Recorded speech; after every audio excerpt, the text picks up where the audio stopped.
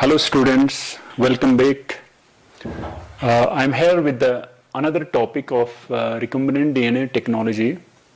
That is, today I will deliver the lecture third, that is part second of process of recombinant DNA technology. Okay, our topic is process of recombinant DNA technology. Earlier we discussed about the process of recombinant DNA technology, that was first isolation of genetic material by using different enzymes. Thereafter we discussed about the separation of that genetic material, gene of interest, as well as the plasmid DNA or the vector DNA. Thereafter third was our amplification of gene of interest using PCR. In PCR, we discussed about the amplification of gene of interest using two things. That is, first was the two set of primers which we used, that were the externally prepared, chemically prepared short oligonucleotide chains, which were applied into the genomic DNA as template DNA. Thereafter, we added DNA polymerase enzyme to extend them. DNA polymerase enzyme to extend those short nucleotides that were primers. Okay. Then what happened when we repeated that replication 30 times, we obtained 1 billion copies of that foreign DNA. That foreign genes can be added into the this plasmid DNA for transformation into a vector. Okay. So we discussed the PCR, that is polymerase chain reaction. Okay. Then third we have insertion of DNA into host cell. Third, insertion of DNA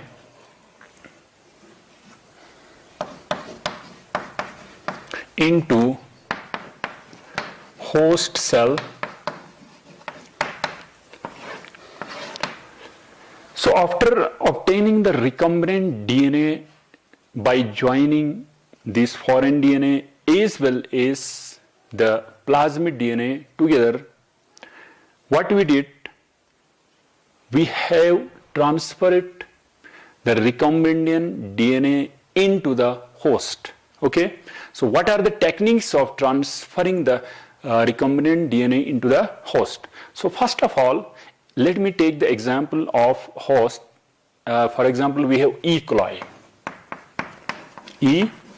coli, and we are going to transfer the gene of interest, that is antibiotic resistant gene. What we discussed last time, antibiotic resistant gene. Okay. That was linked with the plasmid DNA. Example PBR322. Okay. Link होने के बाद हमारा क्या बना, recombinant DNA बना. क्या बना, recombinant DNA. अगर इस रिकम्बिनेंट डीएनए को हमने ई कोलाई में ट्रांसफर करना है या प्लांट सेल में ट्रांसफर करना है या कोई भी एनिमल सेल में किसी भी जीन ऑफ इंटरेस्ट को अगर हमने ट्रांसफर करना है तो क्या क्या टेक्निक्स है हमारे पास. सबसे पहले अगर हमें इसको बैक्टीरियल सेल में ट्रांसफर करना है, बैक्टीरियल सेल में किसको ट्रांसफर करना है, रिकम्बिनेंट डीएनए को ट्रांसफर करना है, तो हमारे पास क्या क्या टेक्निक्स हैं. पहला टेक्निक है कि उस बैक्टीरियल सेल को या कोई भी प्लांट या एनिमल सेल को हमने कंपिटेंट बनाना है to receive that foreign DNA और जीन ऑफ इंटरेस्ट को रिसीव करने के लिए हमें उस सेल को क्या करना है, कंपिटेंट बनाना है. किसको, होस्ट सेल को हमने कंपिटेंट बनाना है. ठीक है, होस्ट सेल को. सो उस होस्ट सेल को कैसे कंपिटेंट बनाएंगे. सबसे पहले इन केस ऑफ बैक्टीरिया, अगर बैक्टीरियल सेल को हम लेंगे, अगर वहां पर जीन ऑफ इंटरेस्ट को हमने ट्रांसफर करना है, एग्जांपल किसी प्लाज्मिड को हमने वहां पर ट्रांसफर करना है, तो उसको रिसीव करने के लिए आप जानते हो जो हमारा DNA is hydrophilic. DNA is hydrophilic.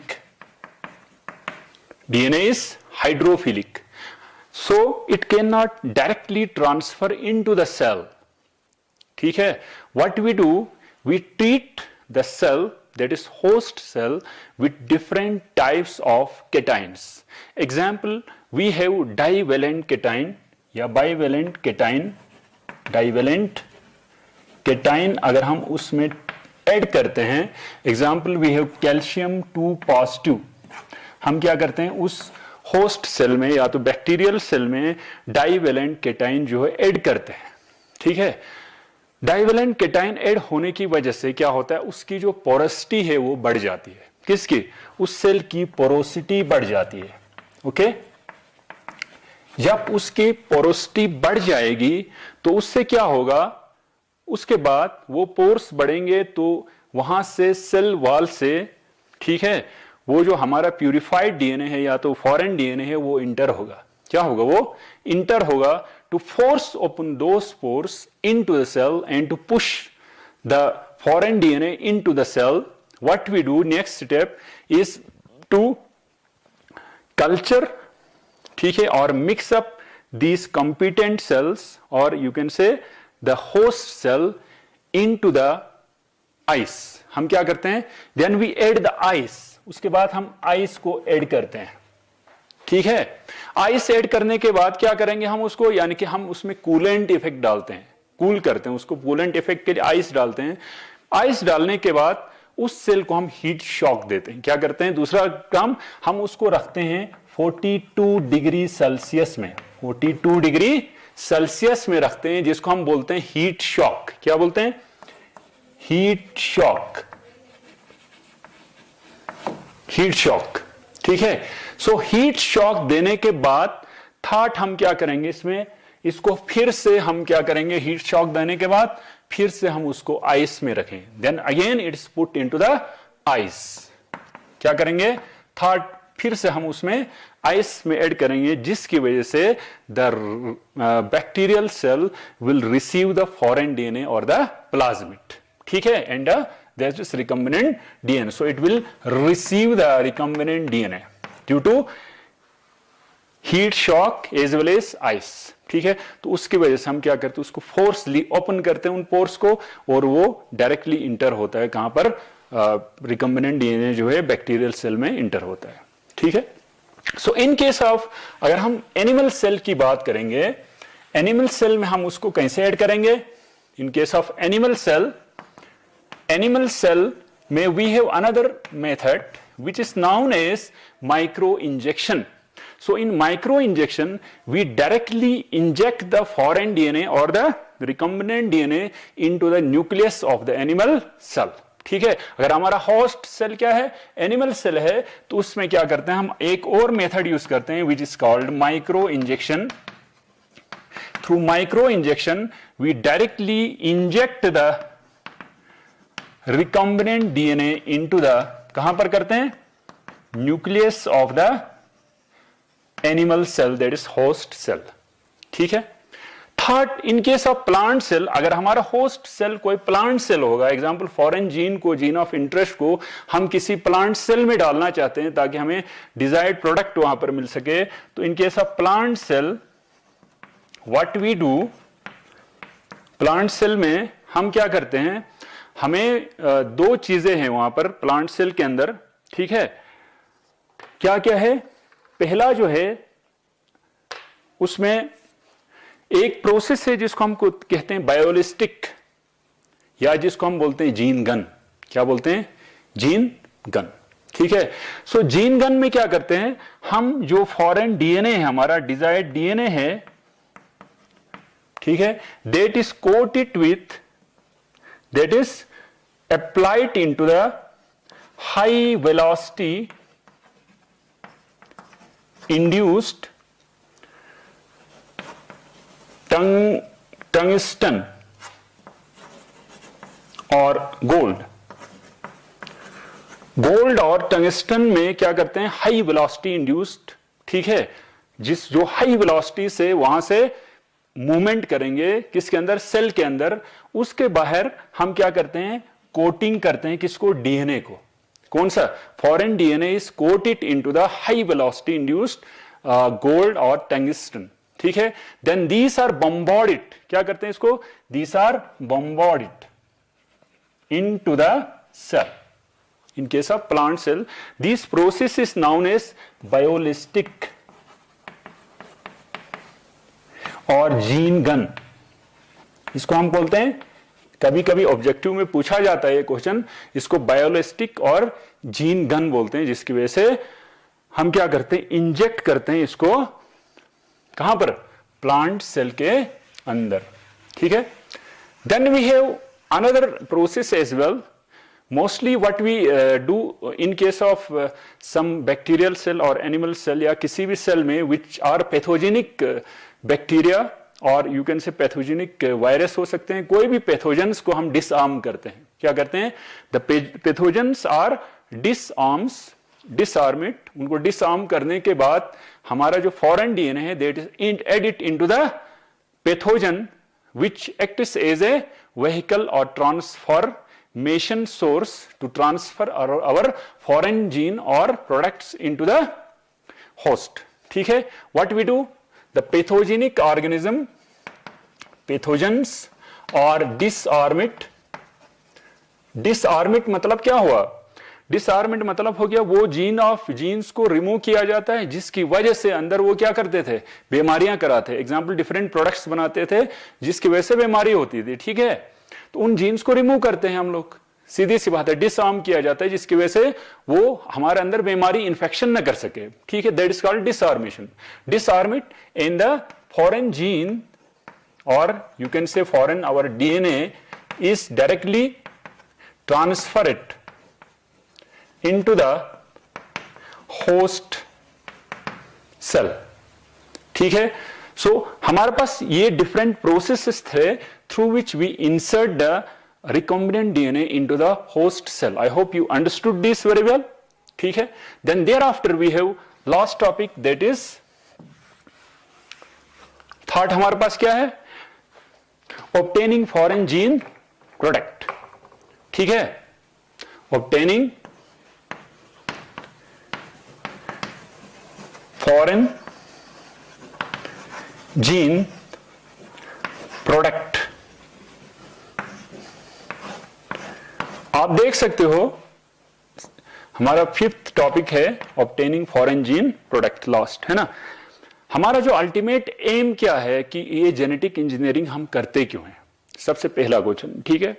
Genetic engineering का पर्पस ये है कि हमें जो है क्या मिले, वहां पर डिजायर्ड प्रोडक्ट्स मिले. इसका मेन पर्पस होता है कि जो हमें बॉडी के अंदर जैसा प्रोडक्ट हम चाहते थे, एग्जाम्पल अगर हम चाहते हैं कि भाई हमारा जो बुफेलो है वो ज्यादा से ज्यादा हमें मिल्क दे, ज्यादा से ज्यादा हमें दूध दे, तो हम क्या करते हैं, उसका जीन को, एक बुफेले का जीन को निकालते हैं, फिर उसका जीन निकाल के दूसरे बुफेलो के सेल में डालते हैं, उडर सेल्स में, ताकि वो ज्यादा से ज्यादा हमें मिल्क ईल्ड करे. ठीक है. For example resistant, antibiotic resistant bacteria को हम क्या करते हैं, डिसआर्म करते हैं, जैसे पहले कहा मैंने, या एंटीबायोटिक रेजिस्टेंट जीन को हम किसी बैक्टीरिया से निकालते हैं, प्लाज्मिड से. ठीक है. वहां पर क्या करते हैं, उसके बाद हम फॉरेन जीन को डालते हैं ताकि हमें वहां पर क्या मिले, डिजायर्ड प्रोडक्ट मिले. ठीक है. तो हमारा जो मेन अल्टीमेट डिजायर्ड प्रोडक्ट है दैट इज आवर प्रोटीन्स. क्या है हमारा डिजायर्ड प्रोडक्ट, जो हम चाहते हैं बॉडी के अंदर, वो है हमारे प्रोटीन्स है. ठीक है.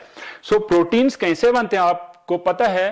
प्रोटीन्स बनते हैं कहां से, डीएनए से. डीएनए में जो इनकोडिंग है, जेनेटिक कोड आपने पढ़ा हुआ है, इनकोडेड शक्ल में जो न्यूक्लियोटाइड्स हैं वो बाद में क्या बनाती है, वो बाद में क्या बनाती है, different type of amino acids को लिंकेज करती है और हमारा प्रोटीन बनता है. ठीक है.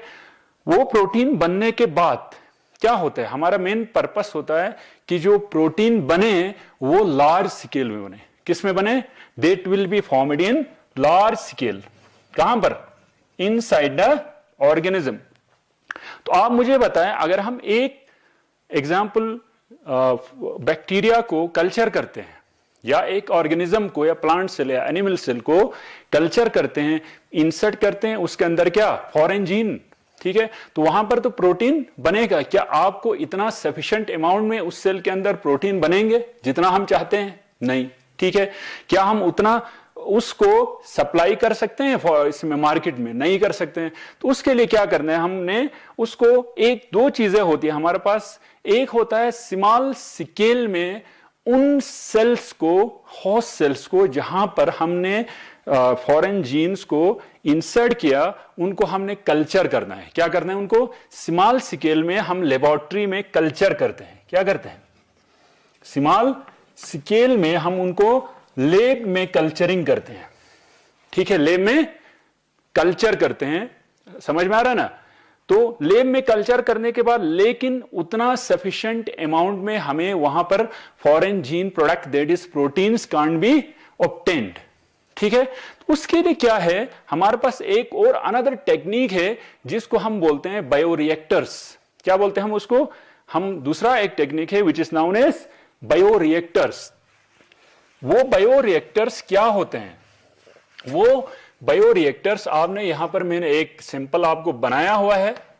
ठीक है, बायोरिएक्टर्स आपका एनसीईआरटी बुक में भी अच्छी तरह दिखाया हुआ है कि क्या होता है।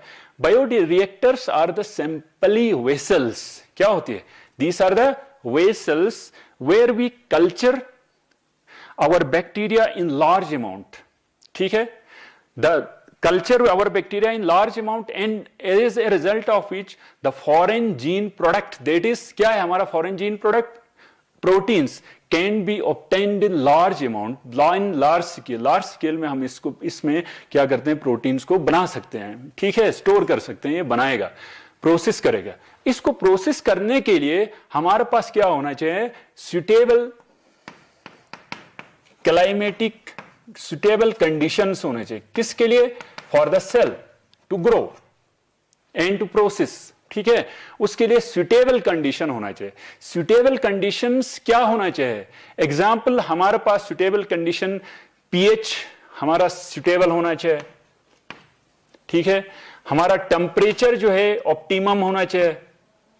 ओके, हमारे पास वहां पर एक सिस्टम होना चाहिए जिसको हम बोलते हैं ऑक्सीजन डिलीवरी सिस्टम। ठीक है, डिलीवरी सिस्टम होना चाहिए। ओके, ताकि हम क्या करें, ताकि ऑक्सीजन डिलीवरी होने से ऑक्सीजन सफिशिएंट अमाउंट में वहां पर अवेलेबल होगा।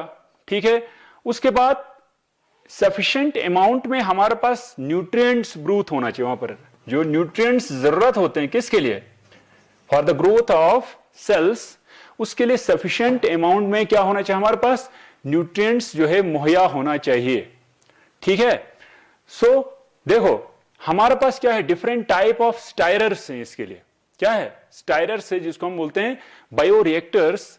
बायोरिएक्टर्स में क्या होता है हमारा, आप यहां पर देख सकते हो, यहां पर ये जो बायोरिएक्टर बनाया है इसके अंदर प्रॉपर मिक्सअप करने के लिए एक वेसल है ये हमारा। ठीक है, उसके अंदर मिक्सअप करने के लिए ये हमारे पास स्टायरर है, ताकि जो भी हमारे पास सबस्टांसेस हमने वहां पर मटेरियल ऐड किए उनको अच्छी तरह मिक्सअप कर सके। ठीक है, और सरफेस देखो यहां पर क्या है हमारा, इसके ऊपर देखोगे यहां पर मैंने रफ एक डायग्राम बनाया छोटा सा जिगजैग में। तो ये क्या करता है, ये सरफेस एरिया को हमारा बढ़ाता है for the maximum delivery of oxygen in the form of bubbles. ठीक है, ताकि वहां पर ऑक्सीजन का क्या होगा, ट्रांसफर होगा। स्टायरन होने की वजह से सरफेस एरिया जितना बढ़ेगा उतना ही ऑक्सीजन का वहां पर in the form of bubbles की शक्ल में ट्रांसफर होगा। ठीक है, अच्छा, तो अब क्या है हमारे पास, जीन ऑफ इंटरेस्ट जो है स्मॉल स्केल में हमने आपको कहा लेबोरेटरी में तैयार करते हैं। ठीक है, तो ताकि हमारा डिजायर्ड प्रोडक्ट जो है वहां मिल सके। ठीक है, और उसके बाद डिफरेंट टेक्निक्स हम यूज करते हैं जो डिजायर्ड प्रोडक्ट को प्यूरिफाई करने के लिए, क्या करने के लिए, प्यूरिफाई करने के लिए स्मॉल वॉल्यूम्स में। ठीक है, लेकिन आप देख सकते हो कल्चर्स में इतना ज्यादा हमें, जो लेबोरेटरी कल्चर में इतना ज्यादा अमाउंट में वो मिल नहीं सकता है, इसीलिए हम क्या करते हैं, लार्ज क्वांटिटीज में ऑब्टेन करने के लिए ऐसे बायोरिएक्टर्स का हम क्या करते हैं, इस्तेमाल करते हैं। ठीक है, तो जहां पर देखो आप, हम 100 से लेकर 1000 लीटर्स, 100 से लेकर 1000 लीटर्स जो है यहां पर क्या करते हैं, कल्चर्स को प्रोसेस कर सकते हैं। 100 से 1000 लीटर कल्चर को प्रोसेस कर सकते हैं। ठीक है, इसके प्रोसेस होने की वजह से क्या होगा, तो ये जो बायोरिएक्टर्स हैं वो हमें ऑप्टिमल कंडीशंस जो है प्रोवाइड करते हैं। क्या करते हैं, ऑप्टिमल कंडीशंस प्रोवाइड करते हैं ताकि हमें जो डिजायर्ड प्रोडक्ट है वो क्या मिले। जैसे एग्जांपल हमारे पास प्रोटीन है या एंजाइम्स है, वो सफिशिएंट क्वांटिटीज में हमें मिल सके। ठीक है, और तीसरी बात हमारे पास यहां पर क्या है, तीसरी बात यह है डिफरेंट टाइप ऑफ सब्सटेंसेस जो हम यहां पर ऐड करते हैं और उनको हम ऑप्टिमल कंडीशंस में बायोरिएक्टर के अंदर रखते हैं, वो ऑप्टिमल कंडीशन हमें प्रोवाइड करता है। ठीक है, उसमें हम जैसे कि एग्जांपल ऑप्टिमल पीएच होना चाहिए एसिड बेस, ठीक है, या टेम्परेचर होना चाहिए। ठीक है, उसके बाद सबस्ट्रेट में हम क्या ऐड करते हैं, वहां पर डिफरेंट साल्ट्स ऐड करते हैं। ठीक है, विटामिन ऐड करते हैं, है ना, और डिफरेंट न्यूट्रिएंट्स, अदर न्यूट्रिएंट्स जो है जो कि हमारा सेल को ग्रोथ करने के लिए जरूरत पड़ते हैं, उन सबको यहां पर ऐड करते हैं। ठीक है, तो याद रखना इसमें हमारे पास जो इंपॉर्टेंट है वो है सिटाइट, ये वाला सिटाइट टैंक बायोरिएक्टर्स होते हैं। ठीक है, क्या होते हैं, सिटाइट टैंक रिएक्टर्स, टैंक की शक्ल में होता है ना, जहां पर हमारे पास बीच में सिटायरर होता है। ठीक है, और वो कैसे होते हैं, ये सिलेंड्रिकल शेपिड होते हैं। कैसे होते हैं, सिलेंड्रिकल शेपिड होते हैं। ठीक है, तो यहां पर अच्छी तरह हम कंटेंट्स को इस सिटायरर की वजह से क्या कर सकते हैं, ऐड कर सकते हैं। ठीक है, और ऑक्सीजन डिलीवरी को हम यहां पर, ऑक्सीजन जो डिलीवरी सिस्टम है उसको हम क्या कर सकते हैं, अच्छी तरह प्रोवाइड कर सकते हैं, अच्छी तरह इंश्योर कर सकते हैं। ठीक है, ताकि जो हमारे सेल्स हैं वो सफोकेशन की वजह से डेथ ना हो जाए। ठीक है, तो दैट वाज, अब इसका मेन मकसद क्या है हमारा, मैक्सिमम अमाउंट में हमारा फॉरेन जीन प्रोडक्ट मिले, दैट इज प्रोटीन्स या एंजाइम्स हो। ठीक है, और हम वहां से क्या करेंगे, मोस्ट ऑफ द कंटेंट्स को वहां से हम सेपरेट करते हैं, उन प्रोडक्ट्स को हम वहां से अलग करते हैं, उसके बाद उनको यूज किया जाता है for the formation of our desired products. ठीक है, तो that was all about the process of recombinant technology. So in this section what we discussed, first of all we discussed about the isolation of DNA. ठीक है, उसके बाद separation of DNA and thereafter cutting of DNA at desired places. Then third we discussed about the PCR polymerase chain reaction. ठीक है, और amplification of gene of interest using PCR. Then fourth, insertion of that foreign DNA into the host by using different techniques. We discussed about the different techniques. Thereafter, obtaining the foreign gene product. That was our last topic, and delivery of that foreign gene product into the market. ठीक है, according to our will. Okay, so that was all about the process of genetic engineering. सो मैं आपको ये कहूंगा, please consult the NCERT book, ठीक है, which has explain the process of genetic engineering in detailed way, and you have to study it in detailed manner, not in short manner. Okay, so that was all about the process of genetic engineering, and I hope you understood it very well. Thank you, have a nice day, शुक्रिया.